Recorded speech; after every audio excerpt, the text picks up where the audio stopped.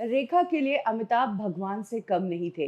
ये बात तो खुद रेखा अपने कई इंटरव्यूज में बोल चुकी है। लेकिन अगर किसी ने रेखा को अमिताभ से दूर करने की कोशिश की है तो रेखा ने उस शख्स को ही छोड़ दिया है। ऐसा ही एक किस्सा मैं आपको बताने जा रही हूँ आज कब क्यों और कैसे में।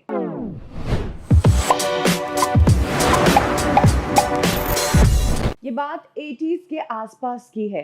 तब रेखा और अमिताभ के अफेयर की खबरें बहुत सुर्खियां बटोर रही थी।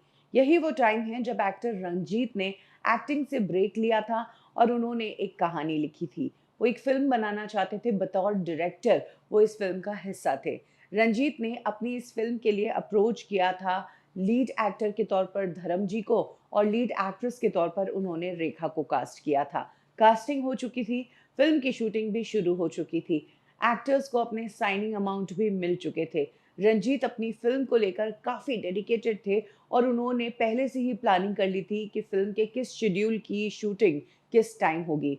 फिल्म का पहला शेड्यूल शुरू होता है और जो पहला शेड्यूल था उसके शूट इवनिंग शिफ्ट्स में थे। रेखा और धर्मेंद्र दोनों शूट्स पर आते थे। लेकिन एक दिन रेखा ने रंजीत से फोन करके एक रिक्वेस्ट की। रेखा ने रंजीत से कहा कि इवनिंग शिफ्ट को क्या मॉर्निंग में शिफ्ट किया जा सकता है, क्योंकि शाम का वक्त उन्हें अमिताभ के साथ गुजारना है। रंजीत ने अपने एक इंटरव्यू में इस बारे में बात करते हुए कहा था कि रेखा की वो रिक्वेस्ट काफ़ी पर्सनल थी और उस रिक्वेस्ट की वजह से बाकी सारे एक्टर्स और पूरी फिल्म का शेड्यूल गड़बड़ा सकता था। इसीलिए मैं रेखा की वो रिक्वेस्ट मान नहीं पाया।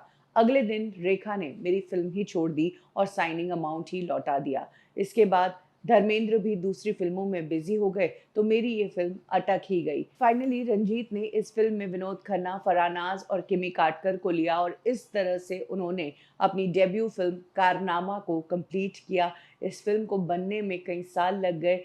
80s से उन्होंने इस फिल्म को बनाना शुरू किया था और ईयर 1990 में ये फिल्म रिलीज हो पाई थी। तो कुछ इस तरह से अमिताभ के लिए डेडिकेटेड रहती थी रेखा। अपनी फिल्मों को तक वो ताक पर रखा करती थी, सिर्फ और सिर्फ अमिताभ के लिए।